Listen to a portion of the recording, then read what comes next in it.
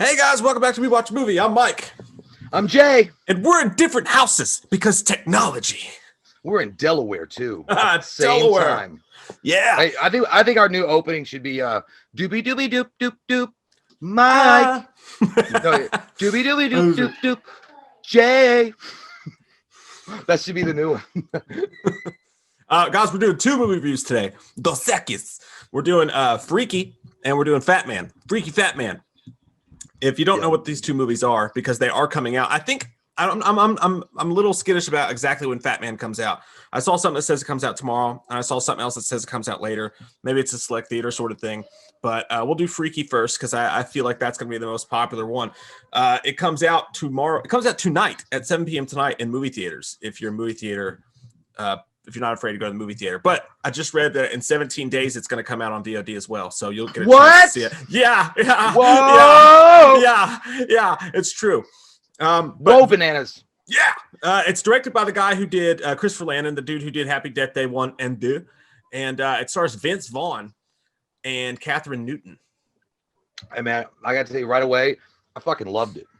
That's good. I thought it was really good. I don't think it was like, Shakespearean in the Park or whatever. I don't think it was that good, but it was still good. I mean, when you have Vince shut the fuck up and dance as the main protagonist, or I guess protagonist, antagonist, is really, I don't want to give away anything Freaky of the Friday movie necessarily. Yeah, it's pretty much Freaky Friday with a twist in it. But dude, they were able to weave so many elements in it that make it good. Like, they've got brutal fucking kills that remind you of Friday the 13th. They really do. I mean, even the guy looks like him in a way. Yeah. I mean, in his own way. And then they've also got like the theme or the way they weaved through like the tone of the movie. It felt like Scary Movie and Scream at the same time. Yeah, I get that. Yeah, I get that. Like, it wasn't as stupid as Scary Movie or crazy, like, out there, silly banana pants, but It was still like there. And it wasn't as scary as like Scream, but it's like somewhere in betwixt. I mean, I liked it, dude. And for those of you who don't know, the plot is this: Vince Vaughn is his character is a serial killer. He's a Jason, like Jay said, type slasher. His mask actually looks like the Jim Carrey's version of the mask when it comes off and it's just like sitting there, like stagnant when it's not on someone's face, or it kind of looks like Leslie Vernon's mask in a weird way. But anyways, it opens up and he's a serial killer, murderer, and he finds this knife. There's a whole backstory behind that, but one thing or another, he transfers his soul to the body of a teenage girl, and his body then goes into her body. It's Freaky Friday. Yeah, it was kind of like it was that and the change up with Bateman and Ryan Reynolds. Yeah, except it had fucking murder in it. Dude, when Vince Vaughn becomes the young high school girl afraid for her life, it was funny as fuck, dude. That's what it was like. That's classic Vince Vaughn. I think that was the best part of the movie. Yeah, when he discovers like with his dick, and he's like peeing. He's like, it's like a floppy anteater. And then he was peeing, and he was like, "Do I wipe now? I don't know if I wipe now." And then there's another scene where he's talking to his crush or her crush. And he was like, "Look, there's a lot of competing voices right now. Okay, I understand. I'm throwing a lot of information at you, but you have to believe me. I'm telling the truth. Okay." And I don't know what he's doing with that outfit. Do you like that outfit? I kind of like what is that, dude. It's pure Vince Vaughn, like the salesman that you come to love and know about Vince Vaughn. It's all there. But he's also, when he's a killer, dude. I got those Psycho vibes, like when he was Psycho, when he was Norman Bates back in the day. He could pull it off, and he's a big dude. He's like 6'7" or 6'8" or some shit. Yeah, I just like how like silent, like it was literally like watching Vince Vaughn play Jason, which is the weirdest thing ever. Like, if you imagine, because Jason doesn't speak and he just lumbers around, but watching Vince Vaughn's big ass lumber around, he's wearing this ratty t-shirt and like you saw the place that he lives with all these like all these mannequins and shit like that. But watching Vince Vaughn, someone that's like as high octane as he is, play a serial killer that doesn't talk. Or doesn't talk much or whatever. It's just weird as hell in itself. And then the girl did a really good job too. I really liked her a lot. What was her name again? Catherine Newton as Millie. She was really good. A couple of the friends I thought were kind of annoying. A couple of the things that they did with the movie I thought was kind of annoying. Like, they got to a point in the movie where they really tried to be that like, everybody love us because we're talking about these things. It got a little too like, socio-political for me at certain points, but which is Blumhouse likes to do that a lot. You know what I mean? But it got away from where it was like originally going. I think if they had just not worried so much about focusing on certain things like the inner politics of their group, it would have been a way better movie. Yeah. But either way, it was still fun. I still had a good time watching it, and dude, it's smooth. Like, the whole fucking movie is smooth. It's paced really well. I didn't really get bored of it. Like I looked down and an hour had already passed. It's only an hour and 40 minutes, but I was like, oh, I could see it having some background. It's not, there's some corniness to it. There's some cheesiness, but it's on purpose. I know it's on purpose. Yeah. Like it's obviously, you know, a nod to fans of Friday the 13th, Scream, Scary Movie, things like that. So it's a horror movie. And again, they do a really good job. A horror movie mixed with laughs, but they do a really good job with the kills. The kills are fucking brutal. Like, dude, this one guy gets deep throated by a wine bottle and it goes out through his fucking neck. I'm like, that's, and then this one girl's head gets her face matching with a toilet lid. A toilet. Like, sitting on a toilet. Sitting on a toilet. Yeah, dude, the kills, and that's the thing. The kills let you know that, okay, because as soon as the movie starts, like the first 10 minutes in, you're kind of like, oh, this is going to be one of those weird high school horror movies that's like kind of PG-13-ish. But the first kill happens and you're like, fuck yeah, sign me up, Greg. Spread it on. I want this. It's going to be good because you saw how violent the first kill was, and it lets you know that you're in for an adult movie, thankfully. And even though it has all the high school stuff in there, it had a lot of really, really funny shit in it. I thought it went on a little bit too long, just a little bit too long. You know, I wanted a hot dog, maybe not a foot long in my mouth. Well, everybody wants a foot. Am I kidding? Depends on the time of night. Depends on how cold it gets. Depends on. Dude, there was, speaking of hot dog, there's one part where Vince Vaughn, he's the girl. You know, the transfer has already happened, and he wakes up, and this guy's like, "Do you have any drugs?" or something like that. He starts running away, and he's like, "I'll suck your dick, all of it." He said, I've heard people say that before. Like you heard people like, "I'll suck you." Man, I got kids over the corner. Yeah, but he's like all of it. Dude, I laughed my ass off at that scene. And also, dude, there's one scene at the end. I can't say anything about it because it's complete spoiler, but oh my God, I cannot believe they actually went that far with it, dude. Yeah. Backseat, you know what I'm talking about? Mm-hmm, yeah. Oh, dude. He's like, that I was like, I was put, I don't know. I felt like I walked in on my mom and dad having sex and they had some kind of weird porn on the TV at the same time. Dude, I wanted to look up that person's age and make sure that scene was. Well, he had to be like, I think he was. Well, you notice that Vince Vaughn did like that over his face, so he really wasn't doing anything. Yeah. I think he was just kissing a little. I don't know. Yeah. But it's fun. It's fun. The best part of that movie is honestly, and again, Catherine Newton's really, really good in it too. But to me, the best part of the movie was seeing Vince Vaughn be able to let loose and pretend he's a teenage girl, and also have a slasher movie vibe going in through there. So I don't think it was the best movie ever, but I thought it was funny. I thought it was entertaining. I thought it was clean. I thought it had some good kills, and I love seeing Vince Vaughn in this type of role. So it's ultimately a 7 for me. Yeah, I mean, who doesn't want to see Vince Vaughn around like a girl? We all want to do that now. I like it. Shut the fuck up and dance, like you said. Especially on Black Friday sales. Okay. Oh my God, a toaster! Get it! But yeah, I liked it. It was fun. Vince Vaughn shines. Like he is the main attraction of the film. Everybody else does a great job. They have a good roles. I wasn't annoyed by anybody necessarily. Even the jock assholes did a great job. And even the very beginning when they had those guys talking about when it was like Wednesday the 11th. And they were it was straight out of Friday the 13th when they're all like telling the boogeyman ghost story about this Blissville killer. Yeah, that was cool, man. And by the way, also in it, I can't remember the dude's name for the life of me. Cameron from Ferris Bueller Day Off is an asshole woodshop teacher. Alan Ruck. I love awesome that guy. Too. And listen, pardon my French, but that guy's asshole is so tight that if you left a lump of coal up there for 2 weeks, you'd have a diamond. That's a perfect transition to our next movie. Mm-hmm. But yeah, but ultimately, I give it an 8. I give it an 8. Yeah, and he was really good at it. Like Alan Ruck, like played the shit out of that. Loved role. him. And it's one of those things you see him and you go, why the hell isn't he like a character actor in more movies? He's been in a lot of movies. He's been in a shit ton, but I was just like, he's kind of like a Bill Paxton. He just he's there and he does a good job with the role he's given. I will say though, like I give it a 7. And don't get me wrong, guys. When I say that I don't even know if socio-political is a thing. Like if that even fits here, I just said words that came out of my face. But what I mean by the political stuff, interpersonal. There's certain things that are just like ham-fisted and like they don't offend me. I don't care. But Blumhouse does that sometimes where it's like, guys, could you just make a horror movie? Would that be cool just once? You know? Yeah, I mean? not socio, like interpersonal politics. Yeah, where it's just like it's kind of sometimes it makes your butt crack go. It's cringy. Trying too hard to get that Twitter pat on the back. Yeah, you know what I'm saying? Hey man, we don't need the digital pat around here. Okay, get a real pat on your dick and your ass. Get out of my face. And the movie get out of my face. The movie was enough. Like, and I honestly recommend if you're not scared to go to the theaters, which I get it if you are, but if you want to go to the theaters and see a movie, I would recommend buying the ticket to see it. I think you'll have a good time with it. It's a great movie. Faux show. And next up, really fucking veering. I love this of course, man. Fatman. Now, I feel like a lot of people might not know what this is, dude, because if it's got Mel Gibson in it, they're going to shun it. You know what I mean? Is it about hating Jews? Oh, oh, oh, oh. Is it too soon? Too soon? No, hey, wait. Hey, we defend Mel Gibson every goddamn chance we get, and I'm still. Look, he said a lot of stupid shit, and he was drunk, and he was a fucking idiot for saying it.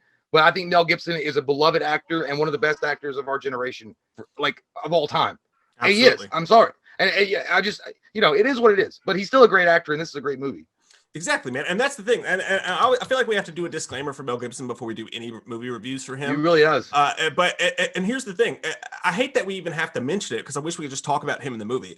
But I go back to this. If you're offended that we like Mel Gibson, okay, sorry. But the fact that if you go to Rock, the reason it makes me mad is, and don't get me wrong, I get it. If you don't like him because of that, fine. I mean, it was however many years ago, and he was wasted off his ass, and he said some shit that he apologized for and said he didn't mean.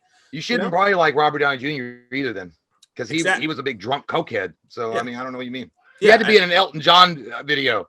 Okay, that was the only work he could get back in the day. Robert Downey. But it's low hanging fruit. Like, oh, we have to hate Mel Gibson. Let me paint this picture for you perfectly. In The Hangover 3, Mike Tyson was in that movie. Mel Gibson was supposed to be in that movie, and the whole cast said, no, we will not act in the movie. They took a stand and said, we won't be in this movie if Mel Gibson's in the movie. And then they put Mike Tyson in it, who's been convicted of literal rape. That's what I was going to say, man. Like, you people forgive and forget. I would never say a goddamn word to Mike Tyson. I'm like, you did nothing wrong, sir, and you are a beautiful American man. But when he walk away, I'd be talking, and I'd say, that motherfucker raped somebody and got sent to jail for it. I don't know if Robin Givens, the story, I don't fucking know. But the point is, they gave him another chance, right? And now he's doing tours. He's, turned over a new leaf and whatever. And he's going to have a boxing match this month against Roy Jones Jr. for an exhibition. Yeah. So, I mean, it's like, the double standards are real thick with this one. I don't know. It's just real thick. Yeah, exactly. But either way, but I mean, it's not like Mel Gibson's ever going to give a shit about our opinion. Of course not. But and again, don't condone at all what Mel Gibson said that day. Obviously not. But still, yeah, it's awful. Yeah, Jesus Christ, he apologized for it. It's been like 20 years. Good Lord, come on, Hollywood. But my point is this: the movie's got a 36% rotten on Rotten Tomatoes. And it's a great movie, though. The consensus is even lazy. Fatman takes a surprisingly serious approach to a potentially ludicrous twist on the Santa Claus legend, aiming for edgy, but mostly missing the mark. They can't even say why they didn't like it. It's just like, this reminds me of a guy that's probably wrote that sits in an office, like jacks off to Pornhub once a week, never been laid in his life, and with only once. Well, no, I mean maybe 3 times. A big Coke bottle glass, like, fucking, I hate Mel Gibson. Everything Mel Gibson do. You know why? Because he ain't edgy enough. Let me go back to fapping. But no, I hate people like that. But look, Fatman. Yeah, I was gonna say that the title. I was like, is it about Kevin Smith? Is it his podcast? Because he has that podcast called Fatman. But dude, I don't think it was pushing to be edgy. I think honestly, what this movie reminds it's such a weird movie. It's such a weird movie. It really is weird, but it's a good weird. It's like Miracle on 34th Street drank a gulp, like a slushie with steroids in it from Sylvester Stallone and hung out with Quentin Tarantino for a week. Yeah. Like it felt like a Quentin Tarantino film in a lot of ways. They even got the bad guy from the Hateful Eight, which, by the way, that guy's fucking great. Y'all put that shit on Rotten Tomatoes. That's a blurb. What he just said. Sorry. Yeah, but the Hateful Eight, man, like the guy that played the one of the not the bad guy, but the sheriff in the Hateful Eight is the bad guy in this film. He fucking rocks the shit out of this. Yeah, dude. I loved watching him and Mel Gibson. Walton Goggins. He was from Justified too. He's the bad guy in Justified. Yeah, and that's the story, guys. So it's me and Jay were talking about it before we film it. It's actually hard to explain the synopsis of this shit. Like, I mean, because he's Santa Claus, but it's not like Santa Claus like you think. I mean, he just looks like Mel Gibson, but then again, Mel Gibson kind of looks like Santa Claus. Mel Gibson, Kurt Russell, kind of the same deal. But anyways, this guy, Walton Goggins, he's a hitman. And Walton Goggins, really good hitman. Like, he's dead serious. Like, excellent. Such a dick to everybody he comes across, and he's such a prick, but he's also funny in his own way. But long story short, he's hired to kill Santa Claus. And Mel Gibson's character is Santa Claus, but they Batman Begins it. I mean, they take Santa Claus and they make him realistic. Like he's waiting for a check from the National Treasury, and the reason that he's Santa Claus, it's really smart the way they did it. The reason he's Santa Claus is because even though Santa Claus doesn't provide all the gifts, the spirit that Santa Claus delivering the gifts he delivers pumps. It's like a stimulus for the nation because everybody goes out and spends on Where Christmas my check at, dog? because of Santa Claus. So he just gives a little bit of gifts here and there, but all the stuff's still there. He still has the list. The reindeer exist. Like it's totally Batman Begins. I mean, there's no other better way to explain it. Batman Begins Santa Claus. Yeah, and in this world, in this reality, Santa Claus isn't a mythical figure that may or may not exist. He really does exist. I mean, the U.S. government recognizes him as an actual entity. Everybody does. But the whole thing about and it's cool. He runs like the Santa's workshop. It's like a factory, and he's disillusioned. He's like pretty much a broken down Santa Claus because he's like, people are little bastard kids that don't want to wear masks when they go out. And he's like, people don't want to, they're just all assholes. So they're not getting as many gifts as they used to because people don't give a shit really about the spirit of Christmas. But what I loved about it, man, was that while it was the action sequences are really well done and they're actually fun, the dialogue, man, and that's when I say Quentin Tarantino, it felt very Quentin Tarantino-ish throughout a lot of it, and the pacing was the same. It almost felt like a Pulp Fiction kind of Hateful Eight feel or vibe to it. And then on top of that, there's a little less chatter, but yeah. Yeah, not as much, the dialogue's not as thick. But on top of that, dude, Mel Gibson, like, I never thought about it in my life, dude. He's so incredible at his job, like being an actor. Even the small moments when he has to do the emotion, and no one does it better than that motherfucker. I start almost crying. Nobody cries like Mel Gibson, dude. Nobody. I was like, I'm gonna cry with you, but I was gonna cry with you. But no, he was talking to the elves. Okay, he was talking to fucking elves in the factory, talking about things, and it was, and I do in my head when I was watching, it was Mel Gibson pretending to be Santa Claus, talking to people that are pretending to be elves, and it's the weirdest fucking thing in my mind I could ever think of, and I was crying because that man was showing it through his eyes, and I could feel it. Again, he's one of the most incredible actors I've ever seen. And at the heart of the movie, while it's the black comedy and there is a lot of thrilling action moments in it, it's still got heart. It's got heart. And it's surprising you wouldn't think that, and it does. Mel Gibson makes a really good Santa Claus, dude.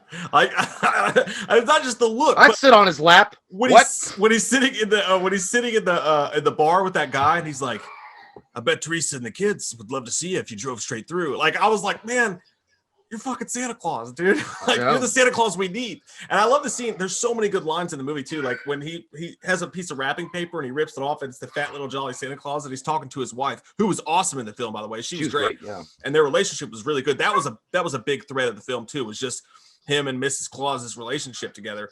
But he rips off the paper and he shows that fat Santa Claus, and he's like, this is what people think of me. This is what people think of me. That's why things. He's like, they even have a conversation about the semantics of it all. He's like, no, what we should have done is we should have copyrighted this, and then we'd be making, she's like, that's not what we're about. He's like, but look at us. He was like, we're the world's biggest stimulus package, and we're broke. We can't even. Yeah, can't even pay a light bill. Yeah, man, and that was what I loved about it. Like, again, a very disillusioned, broke down Santa Claus with real world, like a real world thing. It was perfect. It fits so well, especially with today's world where everybody's like an asshole to each other. I was like, yeah, it's totally like it's not depressing either because he's not disillusioned the whole time or disenfranchised the whole time. He finds his Santa in him. Yeah. At one point, and he's all like peppy and shit again. So it's not just a sad movie either. Yeah, it's a redemption arc for Santa Claus in a lot of ways. And I like it, dude. I got a point. Like, you're talking about funny lines, dude. One of my, like, there were so many, but the one the hitman, the bad guy, what was his name? Walter Groggins. Yeah, Walter Goggins, the actor. There's one part, he was like, he's tracking Santa Claus and he's trying to find him. And by the way, he's out for revenge too, because when he was 7 years old, Santa Claus gave him coal and he never heard from him again because he was an asshole kid. But Walter Goggins goes down to the post office and he's like, he like bursts in the office. He's like, where's the fat man? And the guy was like, excuse me. He's like, he goes, motherfucking Santa Claus. Like, the way he says, he's like, motherfucking Santa Claus. And then he's in the store trying to shop for something. And he was like, I don't like the tan one. It makes me look fat. I don't like the green one because it's fucking stupid. And then he buys an outfit, dude. I swear to God, you remember James Vaughn, Die Another Day? He looked like the bad guys in Die Another Day at the very beginning when they were on the snow bikes. With that white jacket? Yeah, it was the same thing. And then, dude, and I'll tell you. No, sorry, go ahead. No, you're good. I was just gonna say, because and that's the thing. Walter Goggins, like they show his trail to find Santa Claus the whole time to murder him, and he's a bad guy, like he's an asshole, but he's also really funny. Like he has these little Yeah. moments that are just like pure hilarity. I like when he's on the phone and he's like, "All right, how am I gonna find Santa Claus?" Or he calls like the operator. He's like, "Can you put me through the North Pole?" And they're like, "There is no North Pole." And he's like, "Well, what's the closest thing to the North Pole?" And they tell him or whatever. He's like, "Don't hang up on me." And he's like, they're like, "All right, we found this location, sir." And he's like, "Can you look up Chris Kringle?" And they hang up the phone. He's like, "I told you not to fucking hang up." I like, and he's also, and one of his contractors is this little spoiled shit kid, which by the way, he does a great job too. He's pretty much like Richie Rich with no conscience, like no conscience whatsoever. And this is a smart little motherfucker that's mean, but he has him on his phone whenever he calls. It says a little shit. he's like, yeah, okay, I'll do it. No, I thought they could have taken that kid all the way out of the film. Like, I really think I didn't mind him. I think it was weird because it's like the guy's not going to go out on his own to get revenge on Santa Claus. It had to be coming from something like that. And that kid was so self-obsessed with himself. Like he was just a little shit. Like the tag on the phone had it right. But dude, I got to say, it's such again, we're doing probably a poor job explaining it, but it's such a weird, it really is a strange movie to actually sit down and break it down step by step without spoiling it. But I will say that if you're looking for anything coming up, because you know the holidays are coming up with Christmas, and this is a movie to pop in, especially if you want that blend of like Die Hard, fucking Quentin Tarantino, and a Christmas movie all rolled into one. You got it right here. It's all ready for you. It's absolutely Christmas viewing for adults, man. I think this is one I'll actually revisit on Christmas. I am totally gonna watch it. It's going to be great. It's like alternative Christmas viewing. It's going to be awesome. And again, Mel Gibson's amazing in it, dude. That one line really got me. I'm just she calls him something, and he's like, no, he's like, I'm not that anymore. He's like, I'm just a man who loathes the world that forgot about him. And I was like, damn. Fuck off. The emotional roller coaster this motherfucker sends you on is incredible. I felt like they were like wrong not to give you one of those things that strap you down in a roller coaster. She's like, I'm not ready for this. Can I have some restraints? And again, legit action too. Legit action scenes. Not really till the end. And he's a badass. Yeah, he's a badass. Like Mel Gibson's a badass. The bad guy's awesome. It's so well done, man. And even the character, like the small character actors, the elves, like the Seven, the Elf Seven was really good. And the U.S. I think he was a general or a captain or something. He's really good. Because he was like, there was one scene in the cafeteria which I thought was like overlooked. I think it's a good scene where he was talking about, he's like, you all will probably look better if you get some protein in it. Yeah, because the elves are just eating sugar. He's like, and the Seven was like, actually, we found that carbs and sugar are the best thing that we can get. And he goes, yeah, do you get any sleep? He's like 20 minutes a day, and we're good for 24-hour shifts. He's like, that's incredible.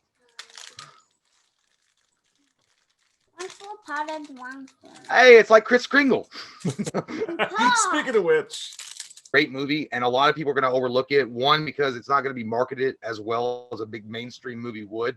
And two, it's because the stigma that continues around around Mel Gibson's neck. And it's a shame, dude. Like, you're talking about one of the best actors fucking alive today. Yeah. And no one's going to, it just sucks, man. Because he's able to do so many different fucking things. And it's like, people are like, nah, fuck you. Yeah. Exactly. And so many people have done so much worse. But yeah, dude, I give this an 8 out of 10. Like I loved it. I was actually more of a 7.5 to me. The more and more I think about it, the more I like it even more. Just the fact that it's a Christmas movie you can watch for adults is pretty cool too. I'm gonna go at 8 too. I was gonna have it a little lower at first too, because there is a moment in the film. It kind of lags a little bit. It does drag, and you're like, okay, because it's not a long movie, but it's like there's just like a chunk of it, like maybe 10 minutes, and I'm like, you guys could have just cut that out. But either way, 10 or 15 minutes of the movie could have been cut out. But at 8, it's strong. It's fucking strong with the Force. Fucking strong. So strong. Tomorrow's Friday the 13th, by the way. Guys, look, just Google Fatman and figure out how you can watch it. I think. Hey, show him your shirt. I got him that for his birthday. This is my. I'm getting too old for this shit. That's a badass shirt. That should have been what Santa. Dude, if Santa had said that, I would have lost my shit. Dude, what if he had been in the movie? If Danny Glover had been like an advisor in that movie? God, that would have been perfect. That'd have been the best, dude. But yeah, guys, we have 2 Friday the 13th videos coming out tomorrow. Both I think you guys will like a lot. So make sure you tune into us Friday the 13th. Make sure you click that subscribe button if you're new here. And thanks for listening to us talk shit. React to Dab of a Knife. React to Dab of my knife. Go ahead and do that. Let's do it right now. Pull it up, bitch. We love your fucking faces. Click that subscribe button and get some goddamn wham up in here. Get up in there. Get inside you. Get inside you. See you, dude. See ya.